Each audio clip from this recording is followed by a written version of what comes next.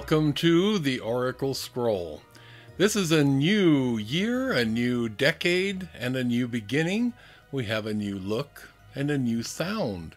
So we appreciate you joining us today. I'm Kevin Walder, your host, and I will be joined by guests along the way as we assemble information on how we can make this our best life, how we can create the world we live in.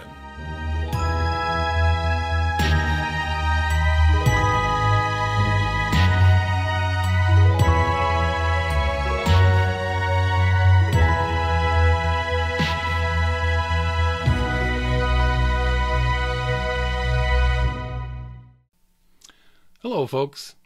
Thanks for joining us again today. Glad to see you, and I hope vice versa. It's been a couple of months. We took some time to just readjust and see where we are and where we need to go with the balance of this year. It's been quite a year so far.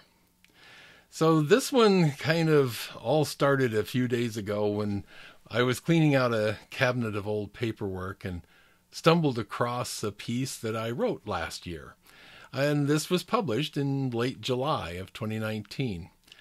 I entitled the piece, Harvest of Fear.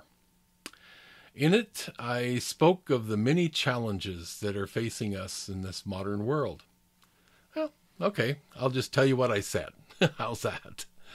From our vantage point here in midsummer, we can look back on our successes and educational experiences, and boy have we had those this year, of spring, and make adjustments as we enter the harvest season.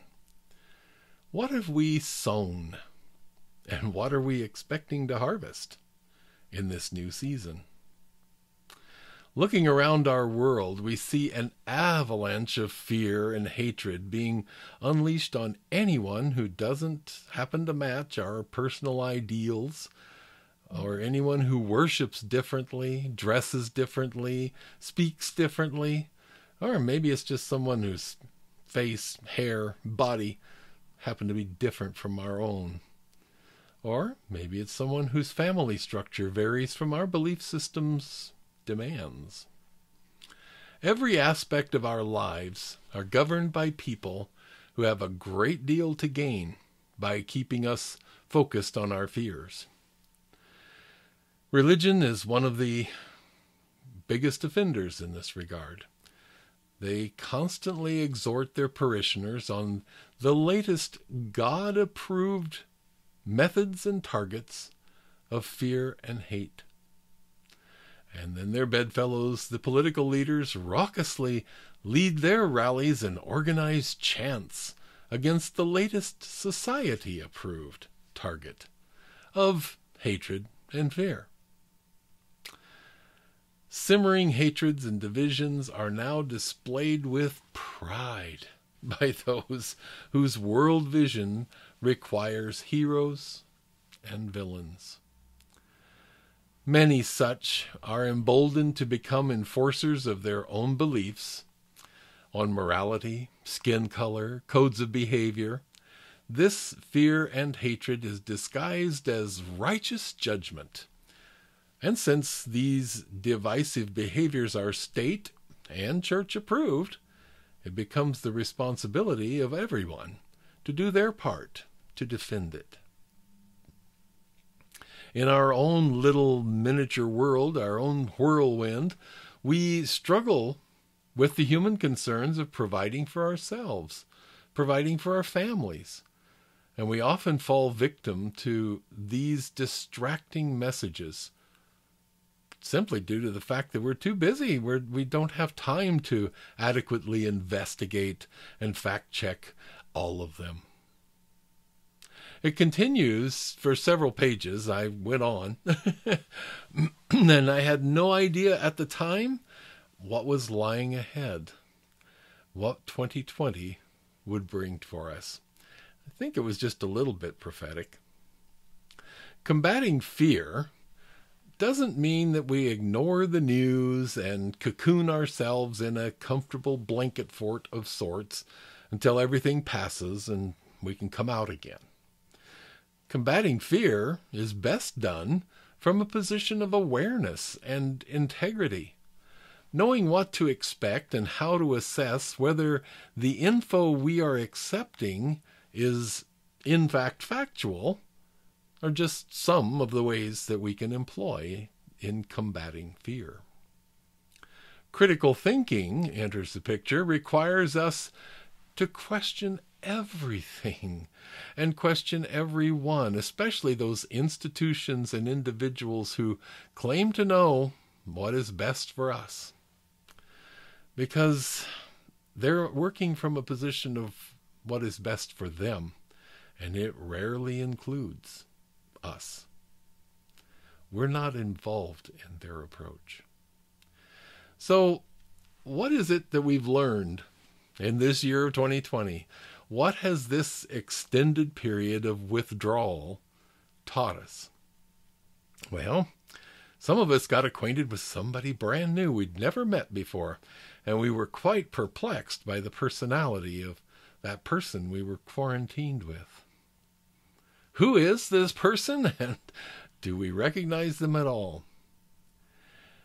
Fear, born of judgment, is perhaps the most insidious of all, because it comes with built-in guilt to accompany the fear, giving it the extra boost it needs to fully manifest. This results in our being focused on our rights, but we completely ignore the responsibility that we also have, the responsibility to protect our fellow beings. More and more, I'm talking lately about unlearning. Fear, judgment, guilt, those are all learned behaviors, which we need to unlearn in order to survive and grow. But how do we do that? Well, a little exercise you might try. Take a moment, think back to a time when you felt less fearful, more confident, less judgmental. Did you notice that you could feel more empowered and alive without the weight of those oppressive feelings? And I'm thinking that probably most of us had to go back to preschool days, because with school comes our natural human tendency to try to fit in. And suddenly those things will become part and parcel. These old paradigms with which we were raised, by the way, they don't vanish on their own.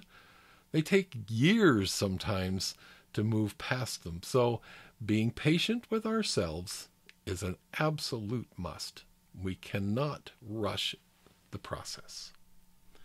Our lives are often a series of self-fulfilling prophecies. So what will replace these old familiar feelings? What will become our new preferred response to difference in our world? Like breaking a habit, it's not enough to just stop what we're doing. We have to replace that habit. Where there cannot be a void. We have to fill that space that was formerly occupied by destructive attitudes. And we replace that with progressive, beneficial attitudes that will support and encourage rather than conquer and destroy. Our world is changing very quickly. And I dare say most of us have not kept up with the pace of change. So now we're faced with a decision. How will we proceed with creating the world that we so richly deserve? I want to thank you again for joining me today, and hopefully we'll see you again very soon in another episode of the Oracle Scroll. Bye-bye.